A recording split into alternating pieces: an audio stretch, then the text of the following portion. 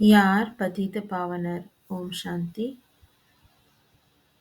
மக்களோ கங்கையில் குளித்தால் பாவங்கள் தீரும் என்று சொல்கின்றார்கள். அவர்களோ கங்கையை பதீத பாவனர் மா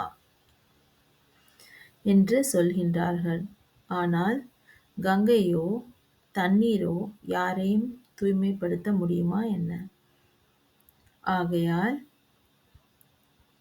இப்பொழுது தந்தை புரிய வைக்கின்றார். நான் தான் பதீத பாவனர். நான் கடலாக இருக்கின்றேன், ஞான கடலாக இருக்கின்றேன். மற்றும் நீங்களோ பிராமணர்களோ ஞான கங்கைகளாக இருக்கின்றீர்கள். நான் நேரடியாக உங்களுக்கு கற்பித்துக் கொண்டிருக்கின்றேன். நான் புது ஆத்மாக்களுக்கோ பிராமணர்கள் அல்லாத வேறொருவரையோ நாம் நேரடியாக நான் சந்திக்க மாட்டேன். நான் உங்களுக்கு மட்டுமே கற்பித்துக் கொண்டிருக்கின்றேன். அதாவது பிராமணர்களுக்கு நான் கற்பித்துக் கொண்டிருக்கின்றேன். மற்றவர்களுக்கு புரிய வைப்பதோ தன் கடமை பிராமணர்களுக்கு இருக்கின்றது. மற்றவர்களை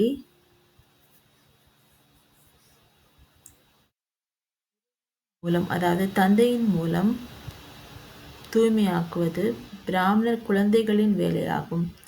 Son shows father, father shows son. ஆகையால் குழந்தைகள்தான் தந்தையின் அறிமுகத்தை அனைவருக்கும் கொடுக்க வேண்டும். தந்தையோ நேரடியாக யாரிடமும், அதாவது புது ஆத்மாக்களிடம் உரையாடல் செய்வதோ மேலாவில் சந்திப்பதோ இருப்பதில்லை. ஆகையால் பெருமையோ இந்த ஞான கங்கைகளான பிராமண குழந்தைகளுக்குத்தான் என்று சிவபாபா புரிய வைக்கின்றார். கடலில் இருந்துதான் நதிகள் தோன்றும். ஆகையால் கடலோ இறைவனாக சிவ தந்தையாக இருக்கின்றார். மற்றும் இந்த ஞான கங்கையானது பிராமண குல பூஷணர்களாக இருக்கின்றார்கள்.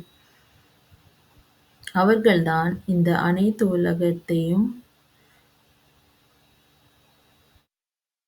தூய்மையாக்குவதில் உதவி புரிகின்றார்கள். அவர்கள் சிவதந்தைக்கு உதவியாளர்களாக இருக்கின்றார்கள்.